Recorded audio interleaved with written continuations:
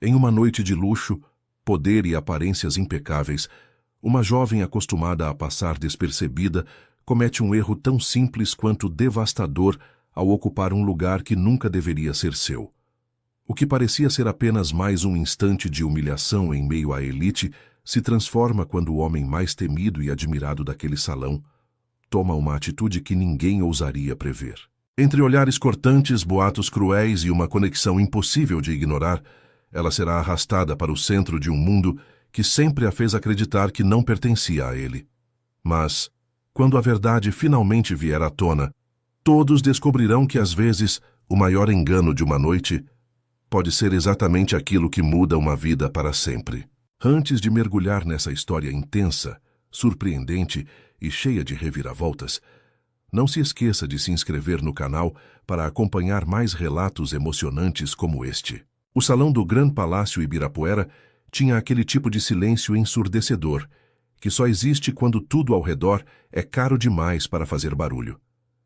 As taças de cristal capturavam a luz dos lustres e devolviam reflexos dourados nas paredes revestidas de mármore português. Os arranjos florais, orquídeas brancas dispostas em hastes de quase 1 metro, pareciam esculturas e não flores, belas demais para serem tocadas. Era a gala anual da Maison Velarde, o evento mais aguardado do calendário de moda do Brasil. E cada detalhe daquele espaço comunicava uma mensagem silenciosa, mas absolutamente clara. Este mundo não foi feito para todo mundo. Camila Fonseca chegou às 6 da tarde, 1 hora antes dos convidados. Ela carregava uma prancheta, uma caneta que já estava falhando desde a manhã e um blazer cinza que havia pedido emprestado à colega de apartamento na véspera. O blazer era 2 números maiores do que o dela e ela sabia disso. Dobrou as mangas discretamente enquanto caminhava até a mesa de credenciamento, onde deveria ajudar a organizar os crachás por ordem alfabética e confirmar os nomes na lista.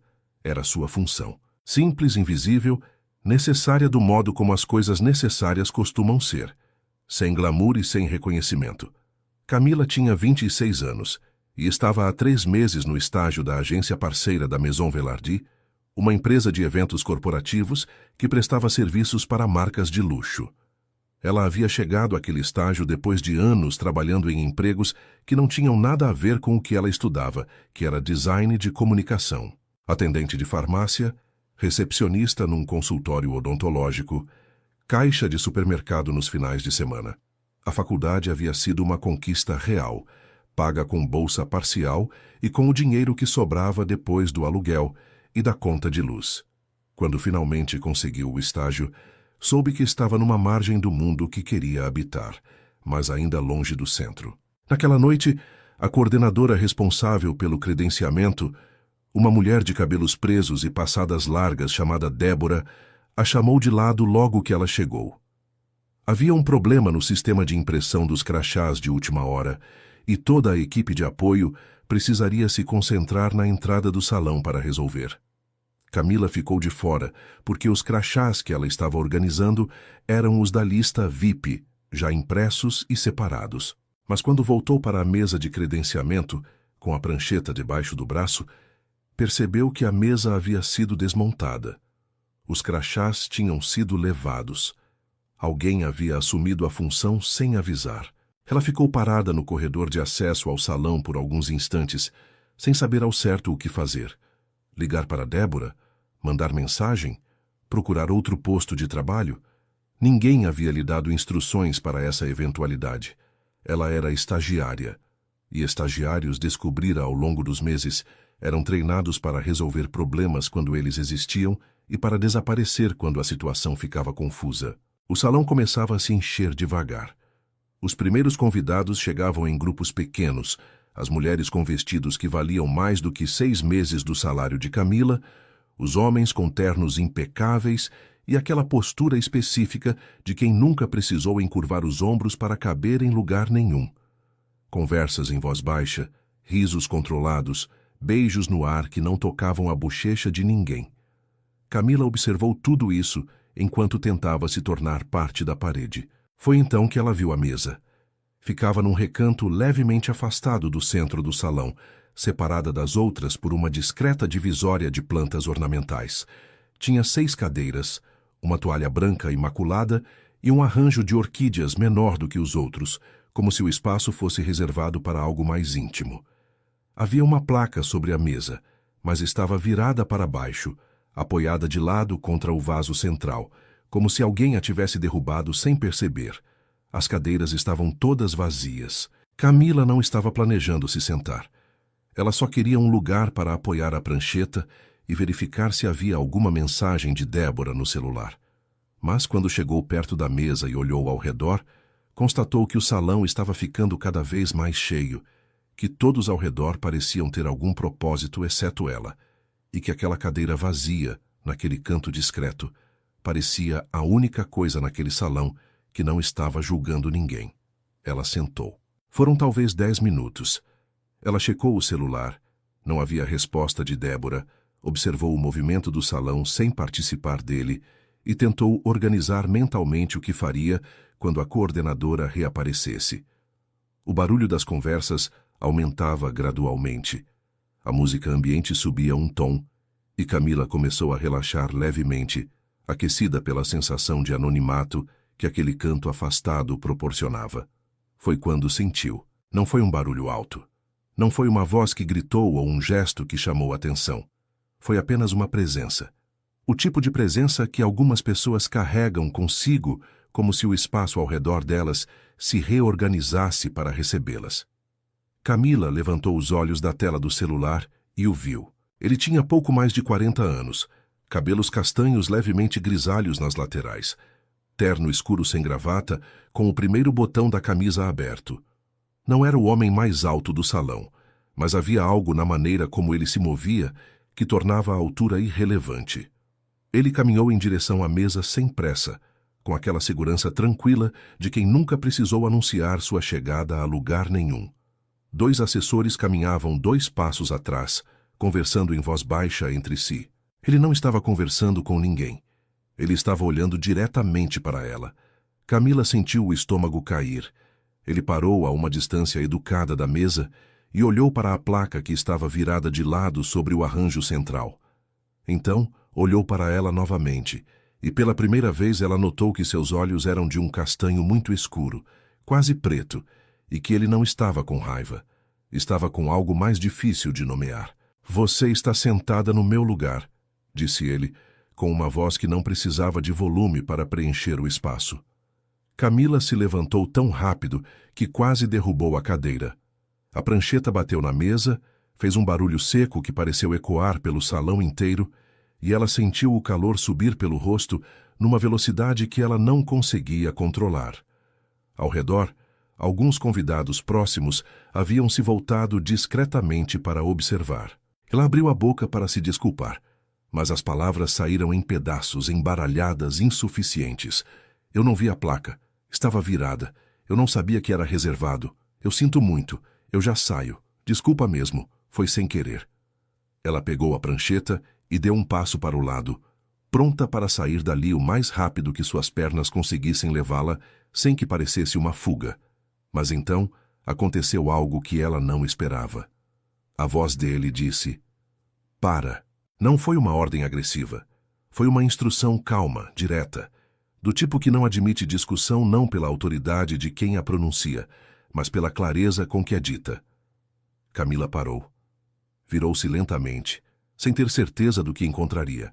Ele havia puxado a cadeira ao lado da que ela havia ocupado. Sentou-se nela, com a naturalidade de quem decide onde quer estar, sem precisar explicar para ninguém. Então, inclinou levemente a cabeça para o lado e disse, com algo que não era bem um sorriso, mas também não era indiferença: "Sente-se." Ao redor, o silêncio entre os convidados próximos era de um tipo diferente agora.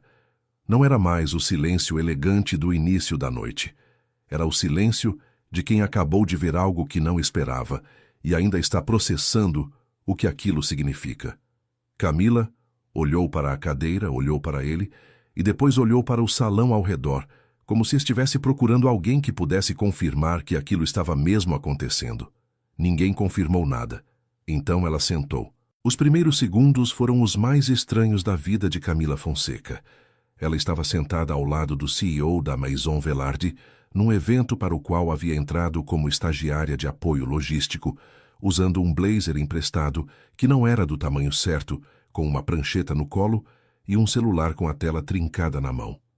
Ao redor, pessoas que eram capas de revista a observavam de soslaio, com aquele tipo de curiosidade controlada que os ricos cultivam para não parecerem curiosos. E ele, Alessandro Velarde, presidente do grupo empresarial mais influente da moda brasileira, estava sentado ao lado dela como se aquilo fosse a coisa mais natural do mundo. Camila não sabia onde colocar as mãos. Alessandro chamou um dos garçons com um gesto mínimo, quase imperceptível.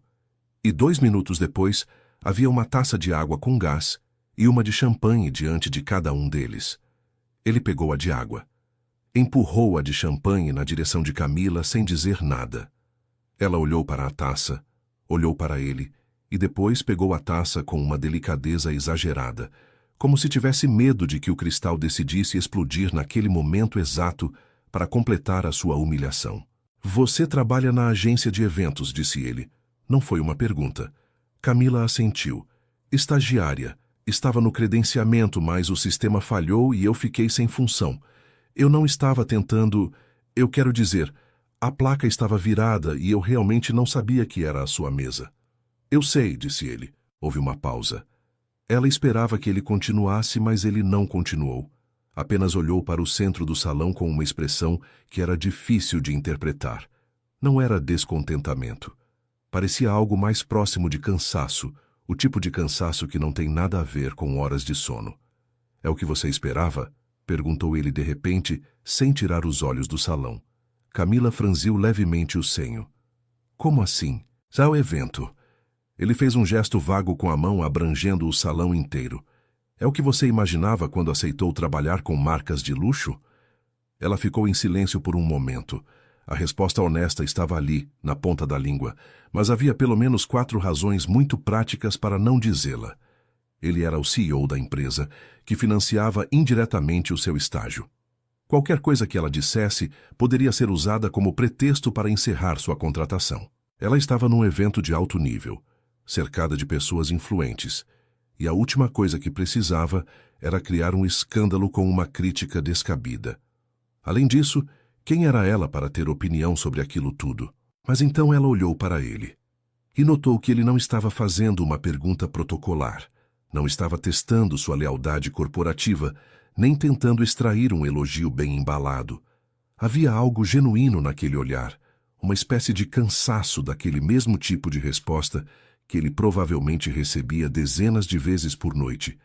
Respostas polidas, calculadas, embrulhadas em admiração estratégica. É muito bonito, disse ela com cuidado. E então, antes que pudesse se deter, mas é frio. Ele se virou para ela. Era a primeira vez que ele a olhava diretamente desde que havia se sentado. Frio como? Camila respirou fundo. Como uma vitrine. Você olha e sabe que é lindo, mas também sabe que não foi feito para você tocar. Há algo nas escolhas estéticas desta noite, na paleta de cores, nos arranjos, na maneira como os espaços foram organizados, que comunica exclusão antes mesmo de comunicar elegância. Ela parou. Desculpa. Isso foi inadequado. Continue, disse ele. Ela piscou. O quê? Continue o que estava dizendo. Havia algo no tom dele que não era um comando. Era uma solicitação genuína, o tipo que raramente aparece na voz de pessoas acostumadas a ser obedecidas. Camila olhou para o salão novamente e deixou o olhar percorrer os detalhes que havia observado desde que chegara. A rigidez dos arranjos, a frieza da iluminação branca demais, a ausência de qualquer elemento que não fosse perfeito. Perfeito demais. A nova identidade visual da Maison Velarde, disse ela devagar. O novo logotipo que foi apresentado na última semana. Ele é muito sofisticado, mas perdeu alguma coisa. Parece que alguém retirou o coração e deixou só a moldura. O silêncio que se seguiu foi diferente de todos os outros silêncios daquela noite. Alessandro Velarde ficou completamente imóvel por alguns segundos. Seus olhos, que haviam estado voltados para o salão, pousaram em algum ponto indefinido, entre a mesa e o horizonte, como se ele estivesse olhando para algo que só ele conseguia ver. A identidade antiga foi criada pelo meu irmão, disse ele em voz baixa. Ele a desenvolveu ao longo de 2 anos. Estava em cada detalhe da empresa. Quando precisamos reposicionar a marca no mercado internacional, a consultoria que contratamos recomendou modernizar. Disseram que o antigo logotipo era nostálgico, que nostalgia não vende para o público que queremos alcançar. Camila não disse nada. Havia algo naquelas palavras que pedia silêncio antes de qualquer resposta. Aprovei a mudança sem pensar 2 vezes, e continuou ele. Estava ocupado demais com a expansão para a Europa. Assine o documento no intervalo de reunião, sem nem abrir o arquivo de proposta. Ele parou. Só percebi o que havia feito quando vi o novo logotipo estampado na fachada do nosso flagship na Oscar Freire. Fiquei parado na calçada por uns 10 minutos olhando para aquilo. E você achou, disse Camila com cuidado, que havia trocado algo real por algo apenas correto. Ele a olhou novamente. Dessa vez com uma atenção diferente, mais direta, como se estivesse tentando entender de onde havia saído aquela frase. Como você se chama? Camila. Camila Fonseca. Camila. Ele repetiu o nome como quem verifica se ele cabe no espaço que há. Você estudou design, comunicação visual, ainda terminando a pós-graduação. Onde trabalhou antes da agência? Ela hesitou apenas um instante. Farmácia, consultório odontológico, supermercado, estágio numa gráfica por 6 meses antes deste. Ela o olhou de frente enquanto dizia aquilo, como se estivesse testando se ele iria desviar o olhar. Ele não desviou. E o que a trouxe para a moda? A possibilidade de que design pode mudar como as pessoas se enxergam, disse ela. Quando uma marca acerta, ela não vende roupa. Ela devolve para alguém a permissão de existir num espaço que antes parecia proibido. Alessandro ficou em silêncio por um momento mais longo desta vez.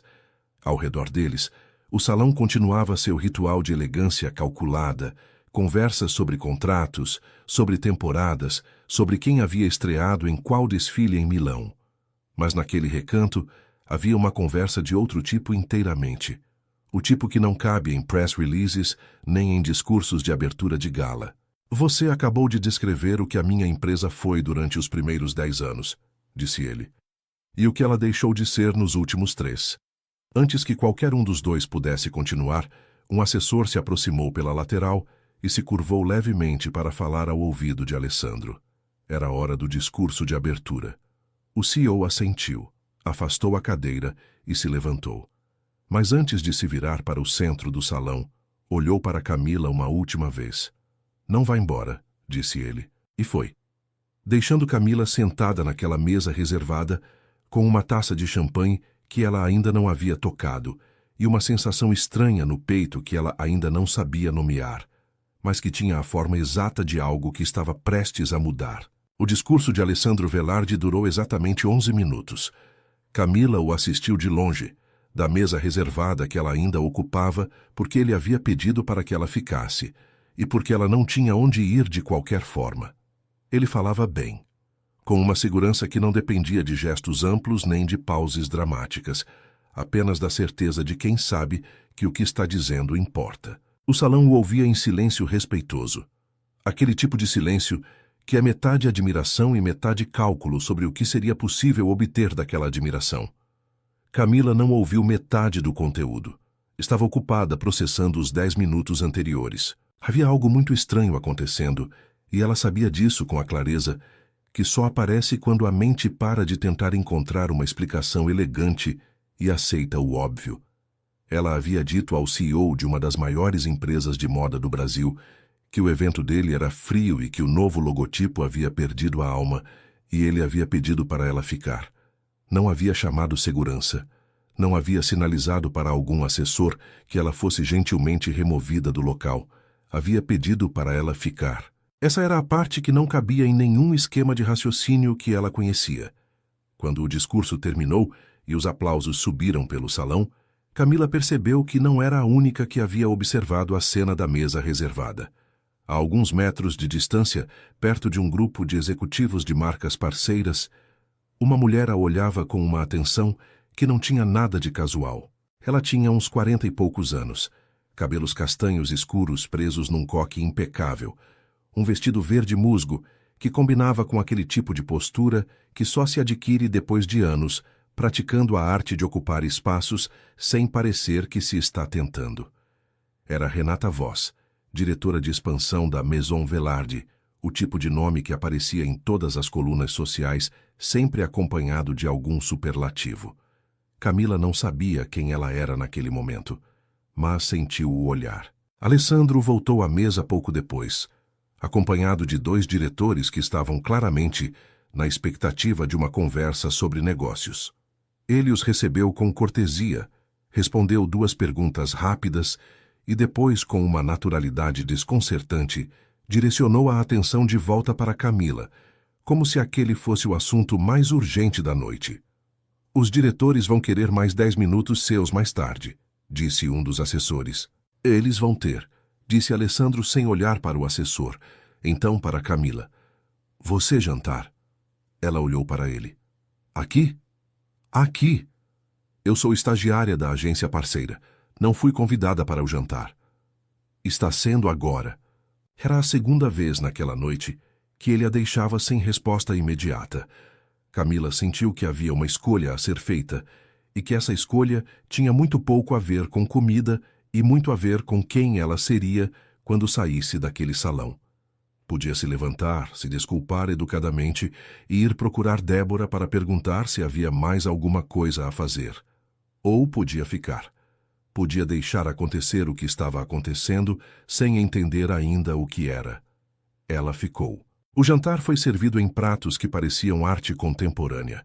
Porções minúsculas de coisas cujos nomes ela não reconhecia, acompanhadas de molhos que a sommelier descrevia com uma seriedade que ela achava levemente cômica. Alessandro comeu pouco, falou mais do que ela esperava, e fez perguntas que nenhum homem naquela posição havia feito para ela antes. O que ela achava de determinadas campanhas recentes da marca, quais decisões visuais lhe pareciam equivocadas, onde ela enxergava uma oportunidade que os concorrentes ainda não haviam explorado. Ela respondeu com honestidade, porque já havia cruzado a linha do protocolo lá atrás, quando disse que o evento era frio e não havia razão para recuar agora. Disse que a última campanha usava modelos tecnicamente perfeitos, mas emocionalmente ausentes. Disse que havia uma tendência crescente de consumidores que queriam ver imperfeição, não como defeito, mas como prova de que havia um ser humano do outro lado daquela roupa. Disse que a identidade visual que o irmão dele havia criado tinha isso, a sensação de que alguém havia posto a mão ali de verdade. Alessandro ouviu tudo isso com atenção total. Não interrompeu. Não concordou automaticamente. Fez perguntas de acompanhamento que mostravam que havia processado o que ela disse antes de responder. Foi durante esse trecho da conversa que Renata Voss se aproximou da mesa pela primeira vez. Ela chegou com um sorriso que era absolutamente perfeito, do tipo que se aprende a construir ao longo de anos de eventos como aquele. Cumprimentou Alessandro com a familiaridade de quem trabalha com alguém há muito tempo e depois virou o sorriso para Camila com uma leveza que tinha um fio de tensão atravessado no meio. Que bom que você está se integrando tão bem ao evento, disse ela, num tom que poderia ser lido como gentileza, mas tinha outra camada embaixo, mais fina e mais afiada. Camila Fonseca, disse Alessandro com uma brevidade que não era descortesia, mas era definitivamente um limite. Trabalha na agência de eventos. Tem uma perspectiva bastante interessante sobre comunicação de marca. Renata assentiu com um sorriso que não chegou aos olhos. Que ótimo. Ela olhou para Camila uma fração de segundo a mais do que o necessário. Espero que esteja aproveitando a noite. Então se afastou com a mesma compostura com que havia chegado. Camila assistiu a isso em silêncio.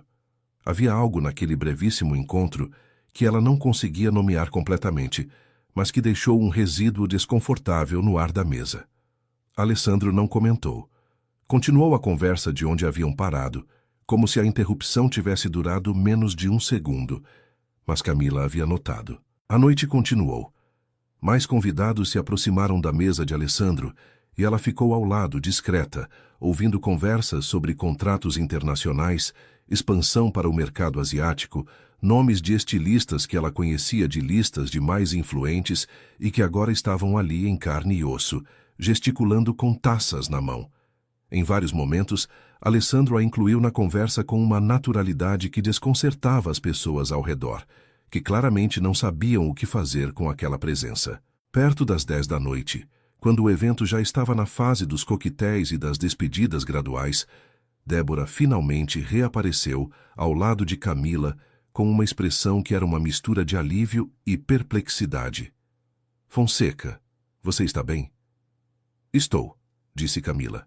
Débora olhou para a mesa, olhou para Alessandro, que estava a alguns metros de distância, conversando com um grupo de diretores, e depois olhou novamente para Camila, com uma expressão que dizia claramente que havia uma conversa a ser tida, mas que aquele não era o momento nem o lugar. Me liga amanhã, disse Débora em voz baixa, e foi embora antes que qualquer uma delas dissesse mais alguma coisa. Antes de sair, Alessandro se aproximou de Camila pela última vez naquela noite. Havia um assessor ao lado dele com um tablet na mão e um semblante de pessoa que tinha uma agenda inteira aguardando para ser cumprida. Alessandro ignorou o tablet. Você vai estar na agência amanhã? Perguntou ele. Sim, disse Camila. Ele assentiu uma vez, como quem anota mentalmente uma informação. Então disse quase como complemento de um raciocínio que havia iniciado internamente. Você tem um modo de ver que eu não encontro nas pessoas que são pagas para ter esse modo de ver. Isso é raro. E então foi embora, deixando Camila parada no meio de um salão que estava começando a esvaziar, com a sensação de que algo havia sido plantado naquela noite, embora ela ainda não soubesse ao certo o que era, nem se seria uma flor ou um espinho. Do outro lado do salão, Renata Voz a observou sair com uma expressão que ela não teria mostrado se soubesse que havia alguém prestando atenção. Na manhã seguinte, São Paulo acordou cinza. Era o tipo de céu que a cidade usa quando quer lembrar que não está ali para agradar ninguém. Camila foi ao trabalho de metrô, como sempre, com o fone de ouvido em apenas um lado e a bolsa no colo por causa do vagão cheio. Havia dormido mal, não pelo excesso de animação, mas pelo excesso de pensamento. Ficou repassando a noite inteira em partes separadas, tentando entender o que havia realmente acontecido e o que havia sido produto do ambiente incomum, do champanhe que ela mal havia tocado e da estranheza de ter passado horas numa mesa reservada para o CEO de uma empresa que ela não tinha nada a ver. A conclusão a que chegou, no ponto entre a Estação Consolação e a Paulista, foi de que provavelmente não havia nada a concluir. Havia sido uma noite fora do padrão. Pessoas como Alessandro Velarde eram imprevisíveis por capricho, não por sentimento. Ele havia encontrado uma interlocutora nova numa noite em que todos os outros interlocutores eram os de sempre. Havia aproveitado a novidade e, na manhã seguinte, estava de volta à sua agenda de diretores, contratos e expansões internacionais. Nada do que havia sido dito naquela mesa precisaria ter consequências no mundo real. Essa conclusão durou até às 10h20 da manhã, quando Débora a chamou para uma conversa no corredor. A Maison Velarde entrou em contato com a agência hoje cedo, disse Débora em voz baixa, com aquele tom de quem está passando uma informação, mas ainda não decidiu se ela é boa ou ruim. O assessor do Dr. Alessandro solicitou o contato direto de uma estagiária chamada Camila Fonseca. Ela fez uma pausa. Você tem alguma ideia do que isso significa? Camila teve várias ideias, nenhuma que ela achasse sábia compartilhar naquele corredor. Ele me fez algumas perguntas no evento, disse ela com cuidado, sobre identidade visual da marca. Eu respondi com honestidade. Débora a olhou por um momento com uma expressão que misturava preocupação e algo que poderia ser admiração relutante. Honestidade, repetiu ela, como se fosse uma palavra que pertencia a uma língua que ela conhecia, mas não falava fluentemente. Certo. O diretor da agência quer conversar com você às 11. A conversa com o diretor durou 20 minutos e consistiu, em essência, em muitas perguntas disfarçadas de comentários e um único pedido explícito: que Camila agisse com discrição e não criasse expectativas que a agência não pudesse gerenciar. O que o Dr. Alessandro queria com ela era uma incógnita para todo mundo, e incógnitas no mundo corporativo não eram bem-vindas. Camila assentiu a tudo isso com a serenidade de quem aprendeu cedo que o primeiro reflexo de um sistema diante de algo inesperado é tentar contê-lo. O contato de Alessandro chegou no mesmo dia, à tarde. Era uma mensagem simples, enviada pelo assessor. O Dr. Alessandro gostaria de uma conversa informal sobre um projeto ainda em fase de concepção. Perguntava se Camila estaria disponível na quinta-feira à tarde, na sede da Maison Velarde, na Faria Lima. Ela disse que sim. Os 3 dias que separavam a terça do encontro de quinta foram suficientes para que algo que ela ainda não havia percebido tomasse forma. Começou com uma foto. Alguém no evento havia tirado uma imagem de Camila, sentada na mesa reservada, durante o jantar, enquanto Alessandro se inclinava levemente para ouvir o que ela estava dizendo. A foto era tecnicamente boa. Capturava aquele instante de uma maneira que, fora de contexto, poderia ser interpretada de várias formas. Dentro do contexto do evento, havia sido tirada sem que nenhum dos dois soubesse. A foto apareceu primeiro num perfil anônimo, depois em alguns grupos de mensagens que circulavam entre pessoas do setor. Depois, em 2 dias, numa coluna de fofoca do mercado de moda que tinha dezenas de milhares de seguidores. A legenda não era agressiva na superfície, mas a insinuação era clara.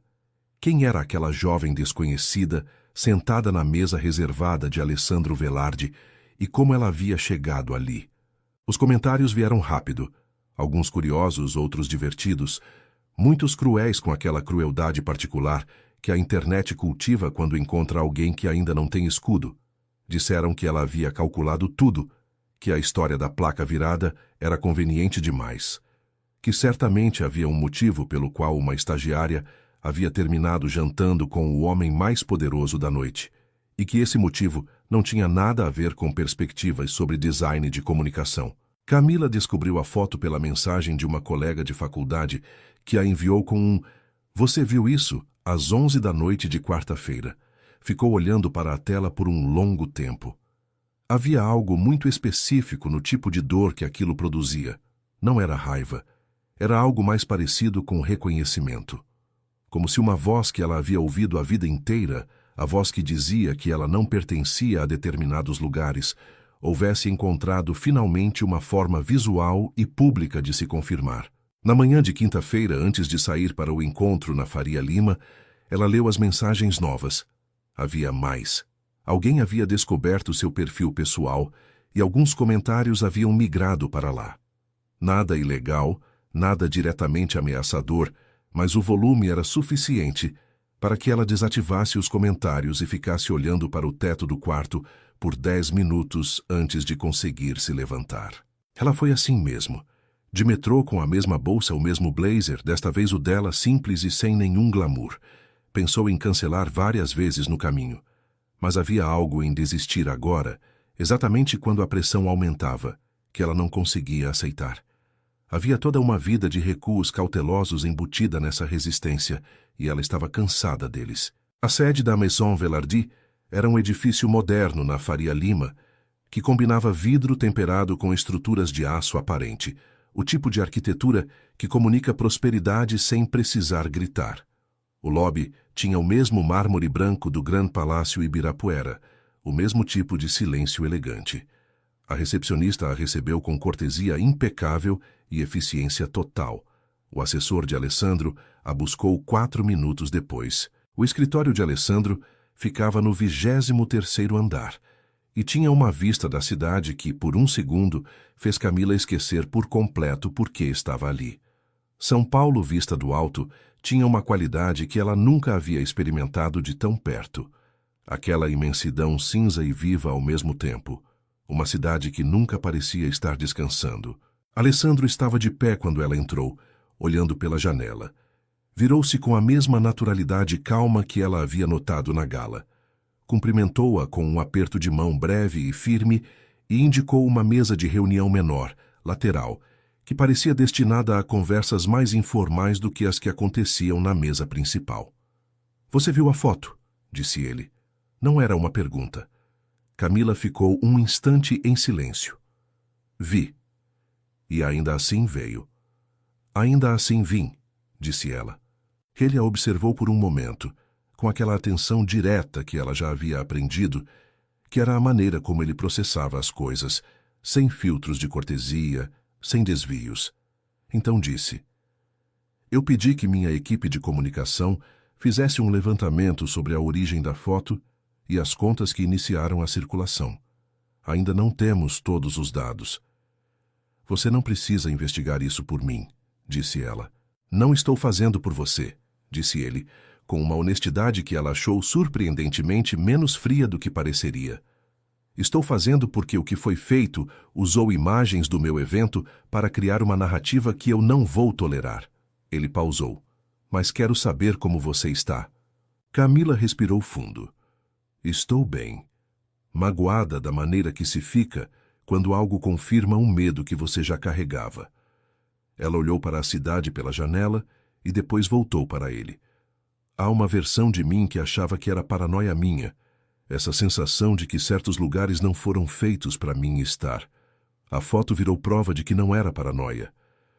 Alessandro ficou em silêncio por um momento. Quando falou, foi devagar. Eu quero mostrar a você algo antes de falar sobre o projeto. Ele se levantou e foi até a estante lateral do escritório. De uma gaveta, tirou uma pasta fina e a colocou sobre a mesa entre eles. Dentro, havia croquis à mão, traços rápidos, irregulares, com anotações nas margens em letra cursiva pequena. A identidade visual antiga da Maison Velarde em seus primeiros esboços originais. Esses são os rascunhos do meu irmão, disse ele. Do início, quando a empresa não tinha 10 funcionários e funcionava num apartamento no Bom Retiro. Ele olhou para os papéis. Ele não era formado em design, era autodidata, mas tinha exatamente o que você descreveu naquela mesa.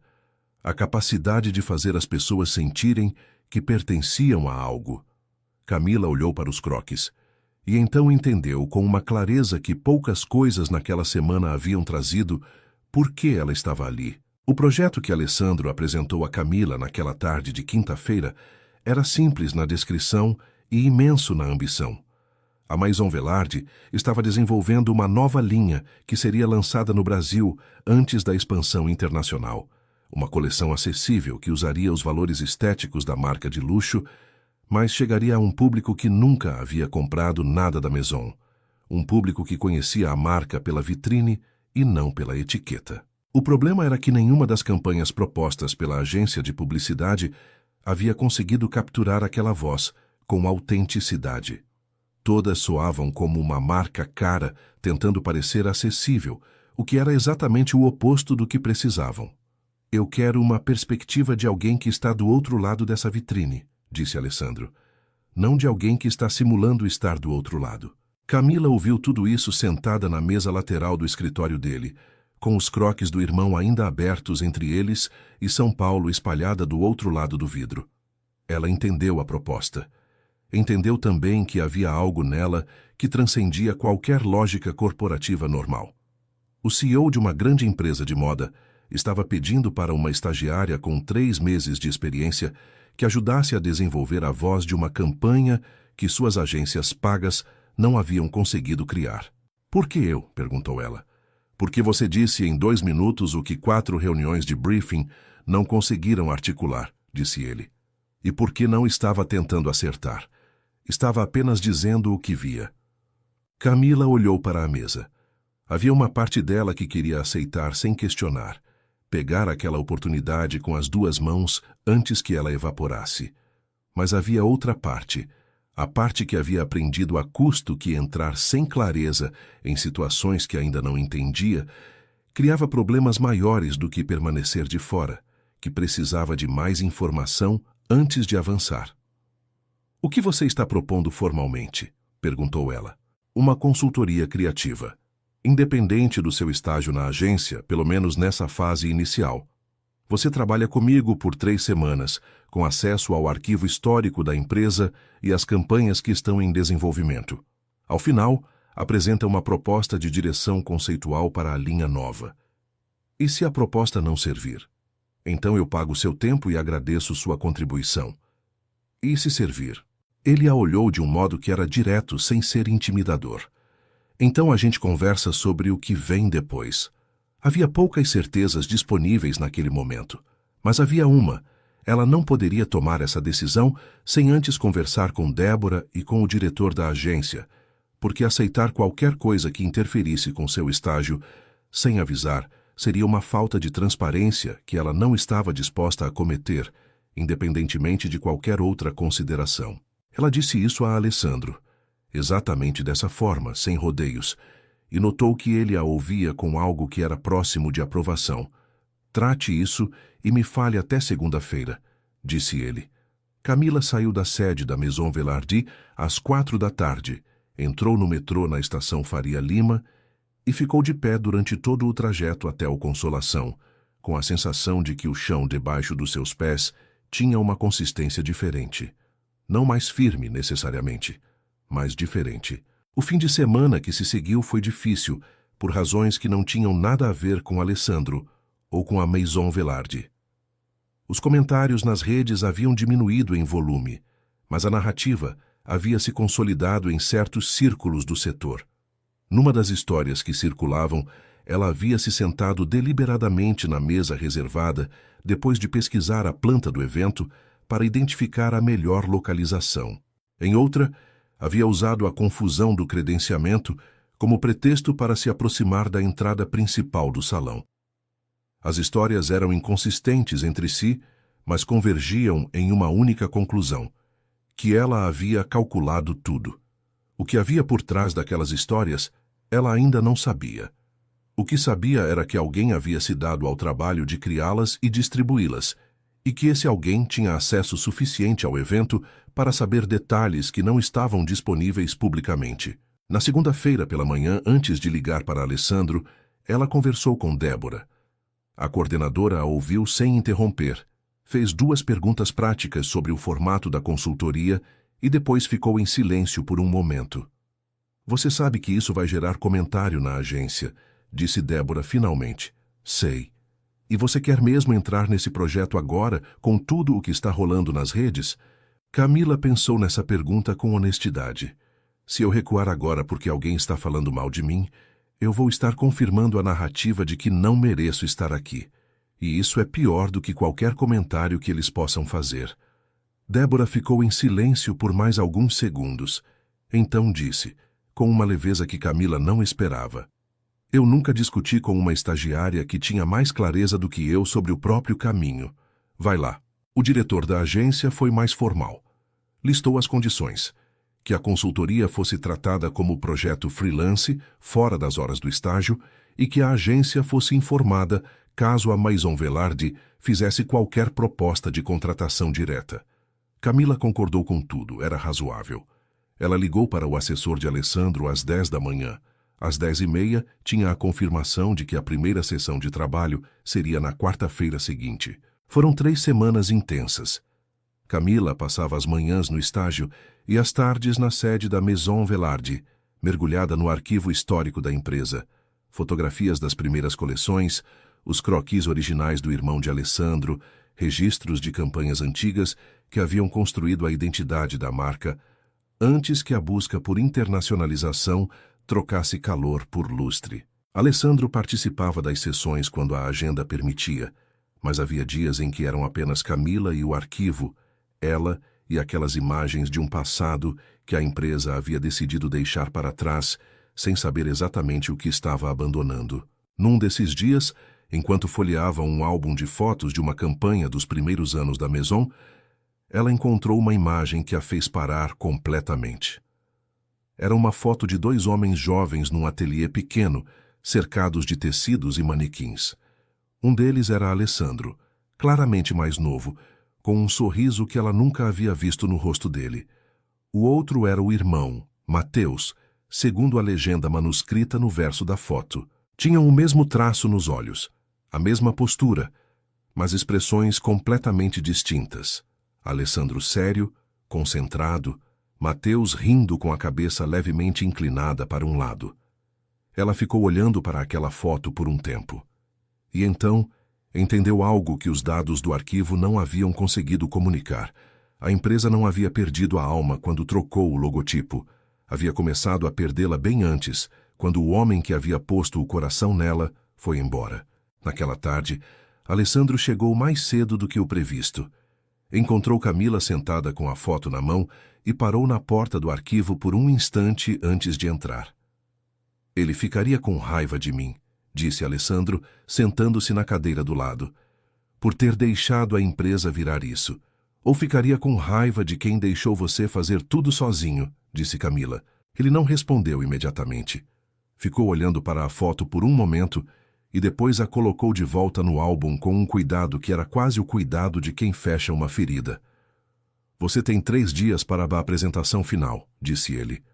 Tenho, disse ela, que havia algo na voz de ambos, naquele trecho breve de conversa num arquivo silencioso, que tinha muito menos a ver com campanhas de marca do que com todas as outras coisas que 2 seres humanos constroem quando param de fingir que estão apenas falando de trabalho. A apresentação aconteceu numa sexta-feira pela manhã, numa sala de reuniões do 10º andar da Maison Velarde, com janelas voltadas para a Faria Lima. Alessandro havia reunido 4 pessoas além de si: a gerente de marketing, o diretor criativo, um dos sócios minoritários e Renata Voss, que entrou na sala 3 minutos atrasada e se sentou na extremidade oposta da mesa com uma cordialidade que preenchia o espaço sem aquecê-lo. Camila havia preparado uma apresentação de 15 slides. Não começou pelos slides. Começou colocando sobre a mesa as fotos das primeiras campanhas da Maison Velarde, as que ela havia tirado do arquivo histórico, ao lado das campanhas mais recentes. Não disse nada nos primeiros 30 segundos. Deixou as imagens falarem antes de qualquer palavra. Estas 2 marcas, disse ela finalmente, são tecnicamente a mesma empresa. Mesmo nome, mesma história, mesmo DNA, mas comunicam coisas completamente distintas. A da esquerda diz: eu fui feita por alguém que quis alcançar você. A da direita diz: eu fui feita por alguém que aprendeu a não precisar de você. Ninguém interrompeu.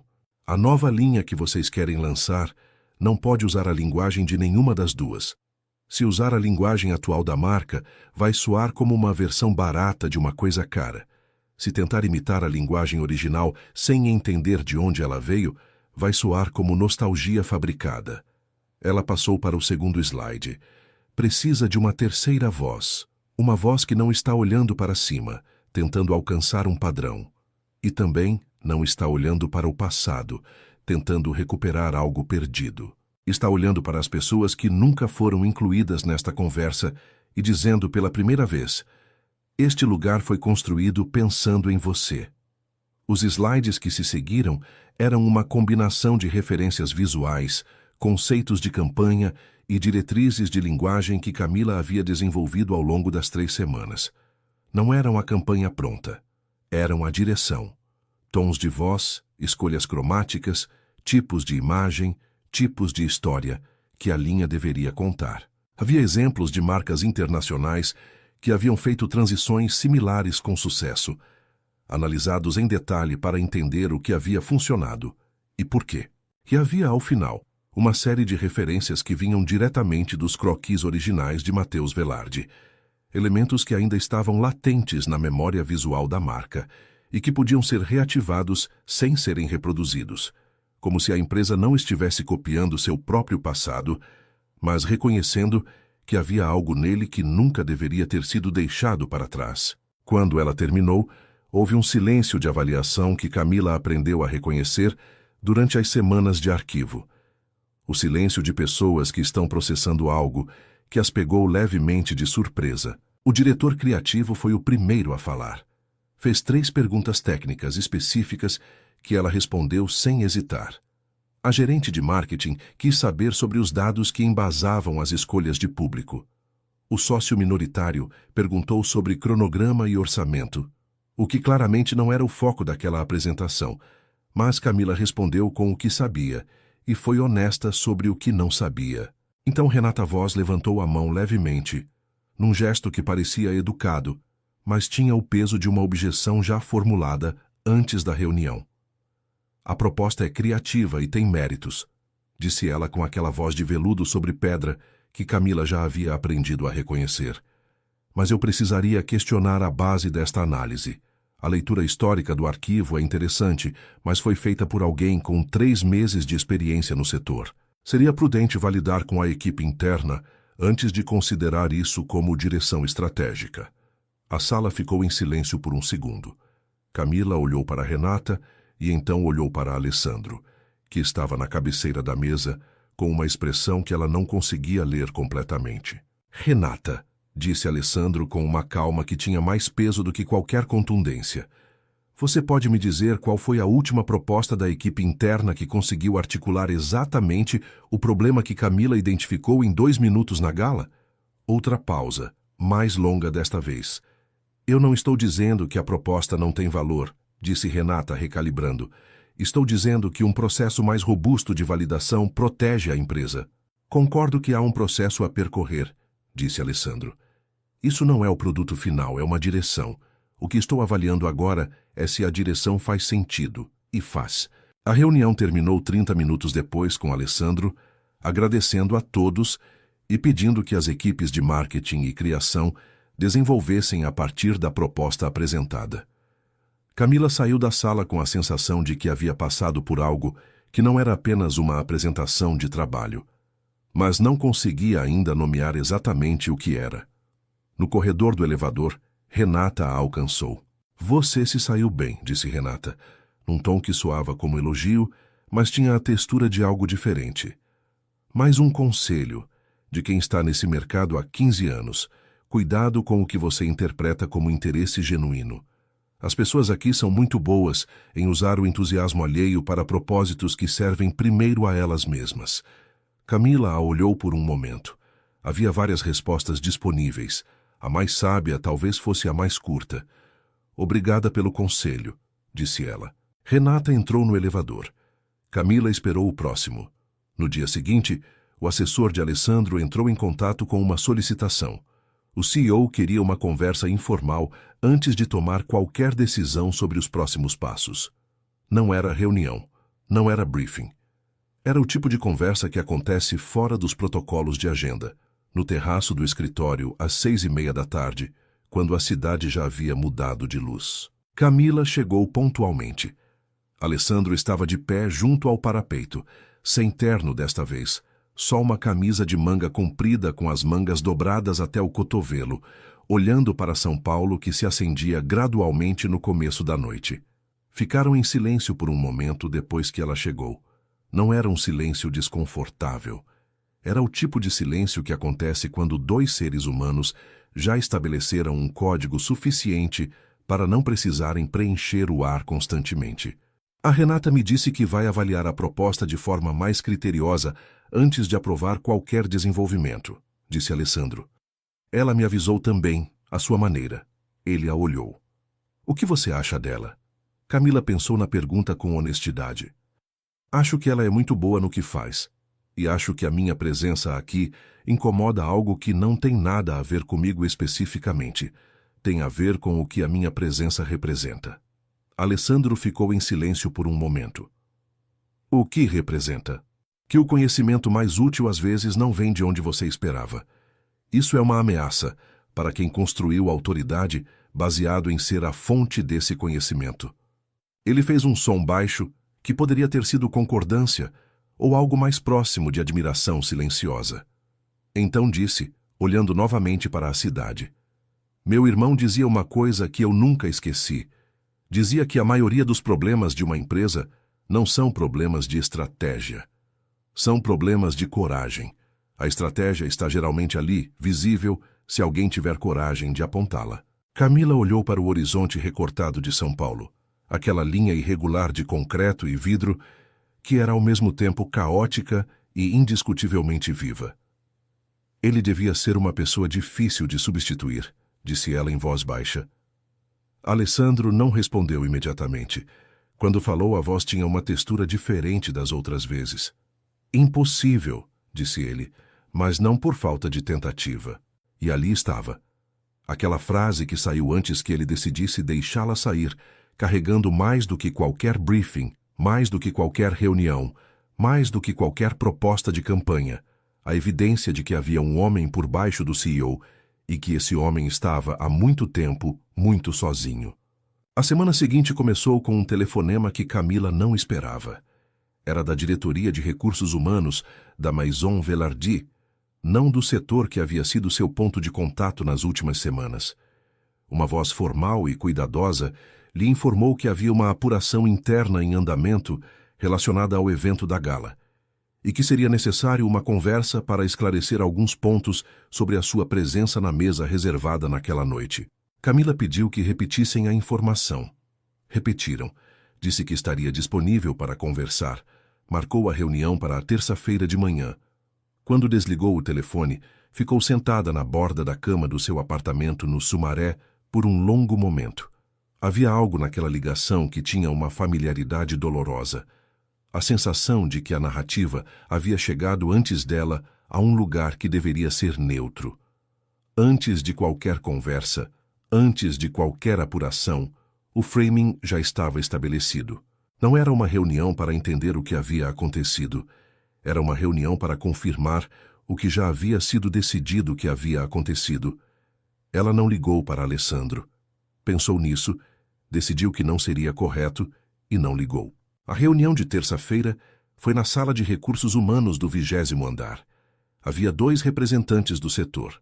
Uma mulher de uns 45 anos, de nome Joana, que conduzia com neutralidade profissional, e um homem mais jovem que tomava notas sem comentar. O tom era de apuração administrativa, não de acusação direta, mas o conteúdo das perguntas tinha uma direção clara.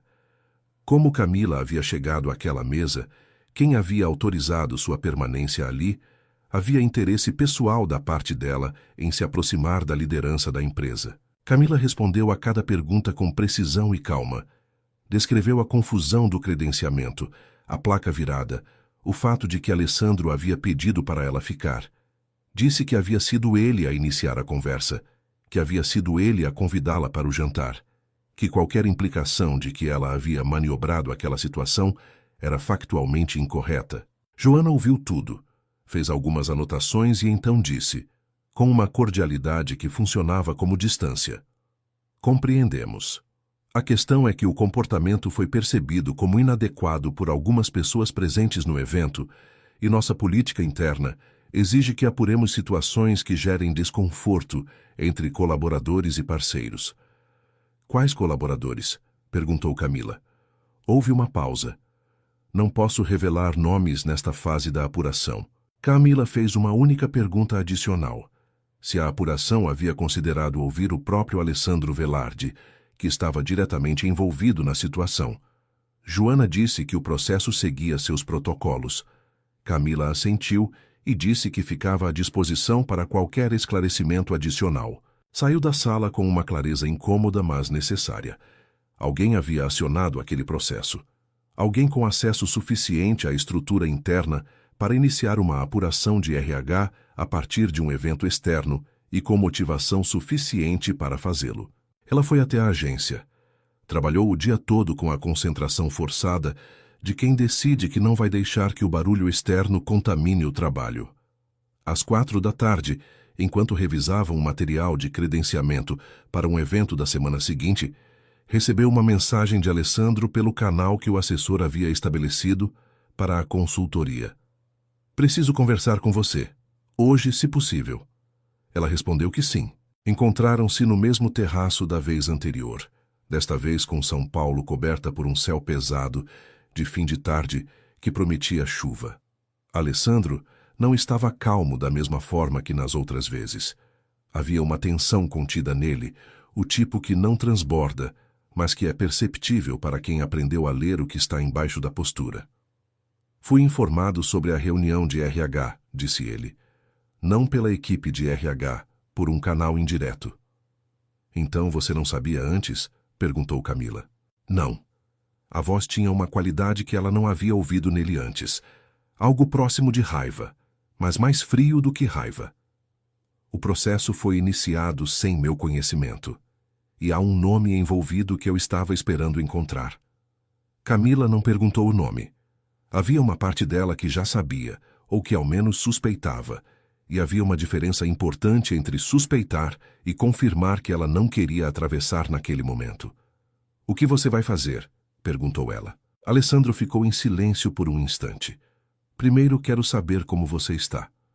Ela pensou nessa pergunta com honestidade, como havia aprendido a fazer nas últimas semanas. "Estou com raiva, mas a raiva é saudável.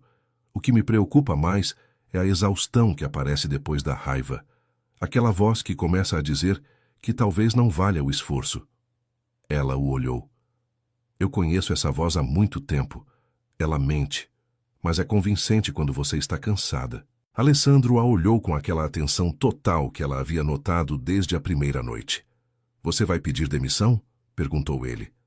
A pergunta pegou Camila de surpresa, não pela pergunta em si, mas pela direteza com que foi feita, como se ele soubesse que aquela era a próxima estação no caminho que ela estava percorrendo. E era. Ela havia pensado nisso na noite anterior. Havia pensado que seria mais simples, mais digno, talvez, simplesmente sair antes que o processo de apuração chegasse a alguma conclusão que usassem para justificar o encerramento do estágio. Sair por conta própria mantinha a narrativa sob controle. Sair por conta própria era um ato de preservação. "Estou considerando", disse ela. "Eu precisava que você não fizesse isso", disse Alessandro. Havia algo naquela frase que ela não esperava. Não era um pedido. Era quase uma confissão. "Por que não?" perguntou ela em voz baixa. Ele ficou em silêncio por um momento que parecia maior do que era. E então disse algo que tinha muito mais camadas do que a superfície poderia indicar. "Porque nas últimas 3 semanas, pela primeira vez em muito tempo, eu voltei a acreditar que esta empresa pode ser o que deveria ser. E isso não aconteceu por causa de nenhum consultor, nenhuma agência, nenhum processo interno. Aconteceu por causa de um modo de ver que você carrega e que não aprende em academia. E eu não estou disposto a deixar que o medo de alguém que se sente ameaçada afaste isso daqui." A chuva começou a cair devagar. Aquela chuva fina de São Paulo que antecede a tempestade. Nenhum dos dois se moveu. "Isso é sobre a empresa?" perguntou Camila depois de um momento. Ele demorou para responder. E quando respondeu, foi com uma honestidade que parecia custar algo. "Não apenas." O terraço ficou em silêncio. A cidade continuava embaixo deles, indiferente e viva, aquela mistura específica de urgência e caos que São Paulo exibia para todo mundo, sem distinção de estágio ou cargo. E naquele silêncio, algo se estabeleceu entre eles que não precisava de palavras para ser real, mas que também ainda não tinha nome, e que os dois, cada um à sua maneira, tinham consciência de que o que viesse a seguir seria diferente de tudo que havia vindo antes. A tempestade que havia ameaçado São Paulo naquela tarde de terraço chegou de verdade na quinta-feira seguinte. A chuva começou antes do amanhecer e não parou. A cidade acordou com os rios transbordam e as notificações de trânsito vermelho no centro. Camila saiu de casa às 7 da manhã mesmo assim. Havia decidido na noite anterior que não pediria demissão. Não por Alessandro, não por nenhuma razão externa, porque o medo que a empurrava para a saída era exatamente o mesmo medo que havia limitado cada passo dela nos últimos anos, e ela havia decidido que era hora de parar de usá-lo como bússola. O que ela não sabia ainda era que a quinta-feira guardava algo que mudaria o ângulo de toda aquela história, de um modo que ela não havia previsto. O fotógrafo oficial da Gala Velarde se chamava René Aquino. Ela o havia notado na noite do evento, um homem alto de uns 50 anos, com câmeras profissionais e a descrição específica de quem aprendeu a ser invisível para capturar o visível. O que ela não sabia é que René e ela tinham uma conexão que vinha de antes. Ele havia fotografado a exposição de formatura da faculdade dela 2 anos antes e havia elogiado um dos painéis que ela havia desenvolvido para o projeto. Eles trocaram contato naquela época e se perderam depois, como costuma acontecer. René entrou em contato por mensagem naquela quinta-feira, às 8 da manhã.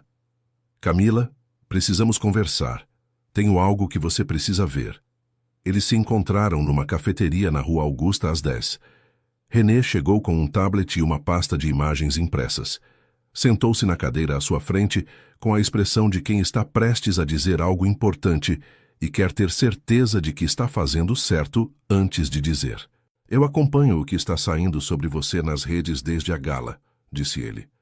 E eu tenho algo que contradiz diretamente a narrativa que está sendo construída. Ele virou o tablet para ela. Era uma sequência de fotos, não as que haviam circulado nas redes, as que mostravam os dois sentados juntos durante o jantar. Era outra série, de antes, muito antes da mesa reservada. Imagens captadas durante a fase de montagem do evento, quando René havia chegado mais cedo para documentar o espaço antes dos convidados. E ali estava Alessandro Velarde.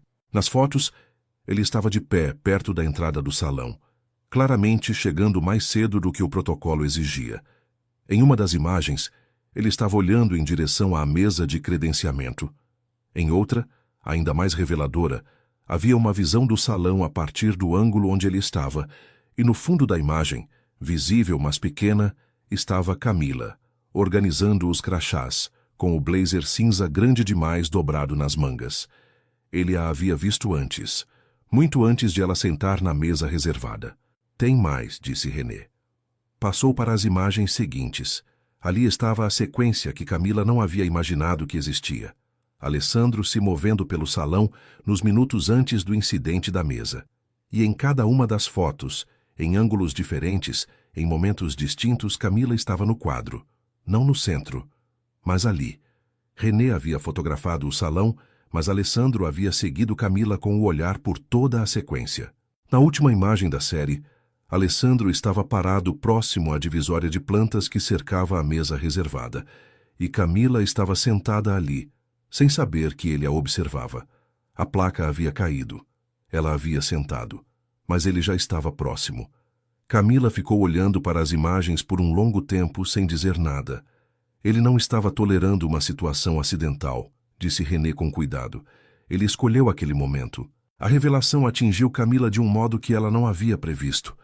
Não como surpresa romântica, mas como uma reconfiguração de todo o sentido daquela noite. Aquele encontro não havia sido acaso, não no sentido de que ele havia planejado algo, mas no sentido de que havia algo em movimento antes que qualquer palavra fosse dita. Ela havia entrado no salão e chamado a atenção de alguém que estava acostumado a ver sem ser visto, não pela sua aparência ou pela sua posição, mas por alguma qualidade que ela nem sabia que carregava. René imprimiu a série completa de imagens e colocou o envelope na mesa entre eles. Você precisa decidir o que faz com isso, disse ele. Ela saiu da cafeteria com o envelope debaixo do braço e a chuva ainda caindo. Caminhou pela rua Augusta sem destino por alguns minutos, deixando a chuva fina molhar o casaco. E então ligou para Alessandro. Eu preciso te mostrar uma coisa, disse ela quando ele atendeu. Encontraram-se na sede da Maison Velarde 1 hora depois. Ela colocou as fotos sobre a mesa do escritório dele, em sequência, sem comentar. Deixou que ele as visse sozinho primeiro. Alessandro ficou olhando para as imagens por um longo tempo. Quando levantou os olhos, havia algo neles que ela não havia visto antes. Não era vergonha, não era surpresa, era algo mais parecido com o reconhecimento de si mesmo sendo visto de um ângulo que não conhecia. Eu não havia percebido que estava fazendo isso de forma tão evidente, disse ele. Isso não é o que importa, disse Camila. O que importa é que isso contradiz toda a narrativa. Eu não me aproximei de você.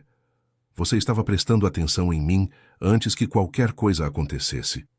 Ele ficou em silêncio por um momento, e então disse algo que ela não esperava. Você quer saber por quê? Ela não havia perguntado, mas disse que sim. Você estava organizando os crachás quando eu cheguei ao salão, sozinha numa mesa que todos passavam sem olhar. Havia algo na maneira como você manuseava os papéis, com uma concentração que não estava performando para ninguém, numa sala cheia de pessoas que estavam todas, de alguma forma, sendo personagens de si mesmas. Você era a única que parecia apenas existir. Ele pausou. Mateus era assim. Numa sala cheia de gente fazendo o que achava que devia fazer, ele simplesmente estava lá. E isso era mais magnético do que qualquer esforço. Camila levou um momento para responder, e quando falou, a voz saiu com uma firmeza que ela mesma notou, o tipo que não vem de coragem emprestada, mas de algo que finalmente se assentou no lugar certo.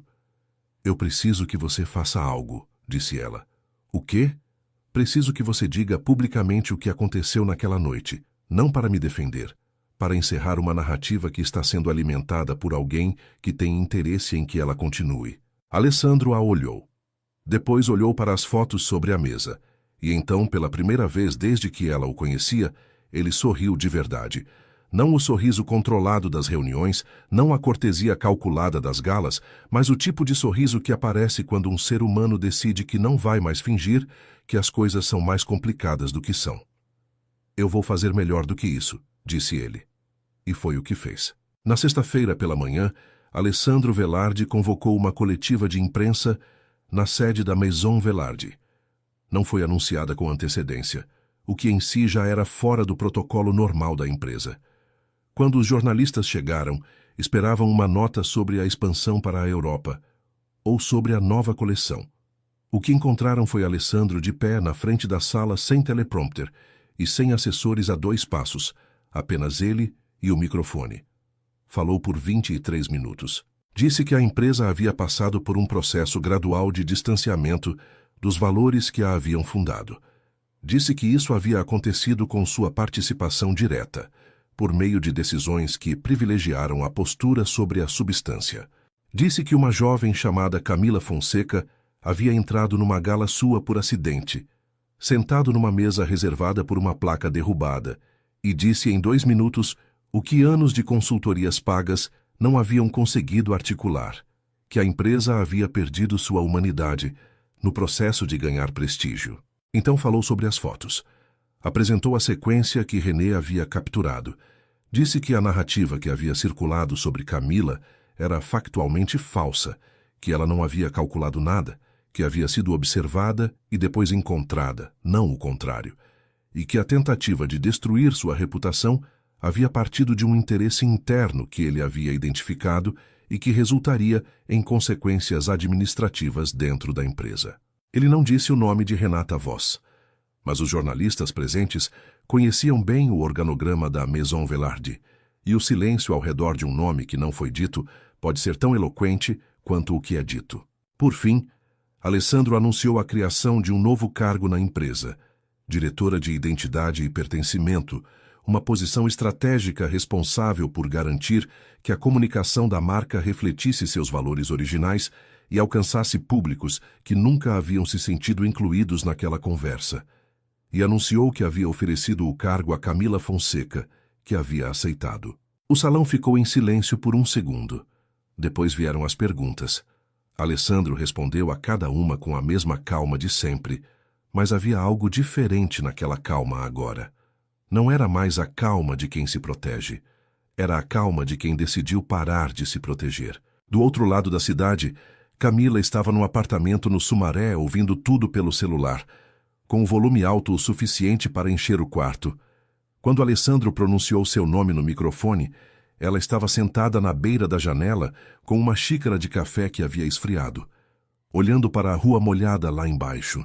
Ela havia entrado num salão de gala como estagiária, sentado numa mesa reservada por engano, dito coisas que ninguém havia pedido para ela dizer, e agora seu nome estava sendo pronunciado num microfone na frente da imprensa do setor de moda brasileiro. Havia uma linha direta entre aquela placa virada e este momento. E essa linha não era sorte. Era a soma de tudo que ela havia carregado e cultivado ao longo de anos, em que o mundo havia tentado, de formas variadas e persistentes, convencê-la de que pertencer a certos lugares exigia pedir desculpas por existir. Ela não havia pedido desculpas, e ali estava. 3 meses depois, a Maison Velarde lançou a nova linha no Museu de Arte Moderna de São Paulo. Não foi uma gala. Foi uma festa aberta, com ingressos gratuitos para o público geral, music ao vivo de artistas da cidade, comida servida em mesas compridas sem lugares reservados, e uma iluminação que escolheu o calor em vez do espetáculo. A imprensa presente era uma mistura de jornalistas de moda, influenciadores de nicho, blogueiros de bairro e pessoas comuns que haviam se inscrito pelo site. Era deliberadamente o tipo de evento que a Maison nunca havia feito antes. A campanha da nova linha foi apresentada num painel enorme na parede principal do museu. Imagens de pessoas comuns usando as peças em contextos comuns, uma costureira da Muca, um professor da Lapa, uma estudante de design do Jabaquara, uma avó do Brás. As fotos não tinham retoques excessivos. Os cenários não eram estúdios. Havia imperfeição em todas elas de um modo que não era descuido. Era intenção, a marca de quem sabe que o verdadeiro luxo não é a perfeição, mas a autenticidade. No centro do painel, uma frase em tipografia limpa, desenvolvida a partir dos rascunhos originais de Matheus Velarde, cuja letra cursiva havia sido digitalizada e integrada à nova identidade visual da coleção. Este lugar foi construído pensando em você. Camila estava de pé na lateral do salão quando Alessandro se aproximou. Ela havia passado as últimas semanas coordenando cada detalhe daquela noite com uma equipe que havia aprendido, rápido, que a nova diretora de identidade e pertencimento não era decorativa. Era uma pessoa que fazia perguntas difíceis em reuniões, que mandava de volta qualquer proposta que soasse como luxo fingindo ser acessível e que tinha uma capacidade específica de identificar o momento exato em que uma ideia havia perdido a sua honestidade. Ficou como você imaginou, né? Perguntou Alessandro. Ela olhou para o salão. As pessoas circulando sem aquela rigidez de evento de gala. Conversas que misturavam sotaques e referências. Uma jovem de tênis e cabelo natural, fotografando o painel com o celular e depois olhando para a imagem com uma expressão que Camila reconheceu, porque havia sido a sua expressão durante anos, a expressão de alguém tentando entender se aquilo estava mesmo falando com ela. Ficou melhor, disse Camila. Alessandro ficou ao lado dela por um momento, olhando para o mesmo ponto. Havia algo na maneira como os dois existiam, no mesmo espaço que havia mudado desde o terraço da chuva, desde a coletiva de imprensa, desde as conversas no arquivo. Não era mais a relação de CEO e consultora, embora fosse também isso. Era algo que se havia construído na interseção de duas histórias que se encontraram por acidente, ou por algo que parecia acidente, até que todas as peças estavam visíveis. Eu quero te mostrar uma coisa, disse ele. Foram até uma sala lateral do museu, onde a equipe havia montado um espaço de memória da marca. Fotos históricas, primeiros croquis, cartas, objetos do ateliê original do Bom Retiro. No centro da mesa, sob um vidro, estava a placa original da identidade criada por Matheus Velarde. E ao lado dela, numa moldura simples, havia a foto que René havia tirado naquela noite da gala. Alessandro de pé no salão, o olhar no fundo do quadro onde Camila, pequena e concentrada, organizava os crachás sem saber que era observada. Alessandro havia pedido a René a foto e havia escolhido colocá-la ali, naquele espaço de memória, entre as coisas que a empresa havia decidido não esquecer. Por que esta? Perguntou Camila em voz baixa. Porque é o momento antes de tudo mudar, disse ele. E eu quero me lembrar de como o que importa aparece, sem aviso, sem cerimônia, numa mesa de credenciamento num evento de gala, em alguém que não estava tentando ser encontrada. Camila ficou olhando para a foto por um momento, para aquela imagem dela que não sabia que estava sendo vista, com o blazer grande demais e a prancheta na mão e toda aquela concentração de quem foi treinado pela vida a existir com discrição. Eu nunca pensei que seria lembrada assim, disse ela. Como? Como alguém que estava apenas sendo. Alessandro a olhou, e havia algo naquele olhar que havia percorrido semanas, conversas, silêncios, terraços com chuva, arquivos históricos e coletivas de imprensa, para chegar até ali, algo que não tinha mais nenhuma camada de protocolo entre si e o que era. É o único modo como as coisas reais começam, disse ele. Mais tarde, quando o evento estava no pico de movimento, quando o museu estava cheio e a campanha havia sido publicada nas redes com o texto completo de Alessandro explicando a filosofia por trás da nova linha, quando os comentários já começavam a chegar em volume, e a maioria deles falava de reconhecimento, de ver a si mesmo representado num lugar onde nunca esperavam se ver, Camila saiu por um momento para a área externa do museu. São Paulo estava clara naquela noite. Um daqueles raros momentos em que a cidade decide ser generosa com as estrelas e a luz. Ela ficou de pé na beira do jardim, com um copo de água na mão, ouvindo o barulho da festa dentro e o barulho da cidade ao redor, aquela sobreposição de sons que era a assinatura sonora da maior cidade do Brasil. Ela havia sentado numa mesa reservada por engano. Havia dito coisas que não estava autorizada a dizer. Havia ficado quando deveria ter ido embora. Havia resistido quando seria mais fácil ceder. E no processo, havia encontrado um trabalho que fazia sentido, uma empresa que estava se tornando o que deveria ser, e um homem que havia aprendido a diferença entre estar num salão cheio de gente e não estar sozinho. Às vezes, o que parece um erro é apenas o mundo te colocando exatamente onde você precisava estar. A diferença entre os dois é a coragem de não pedir desculpas por ter chegado. E se você chegou até aqui carregando esta história do começo ao fim, é porque há algo nesta narrativa que tocou em algo real.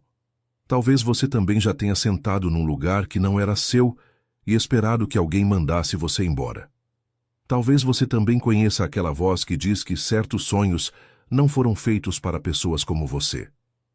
Esta história existe para dizer que essa voz mente. Sempre.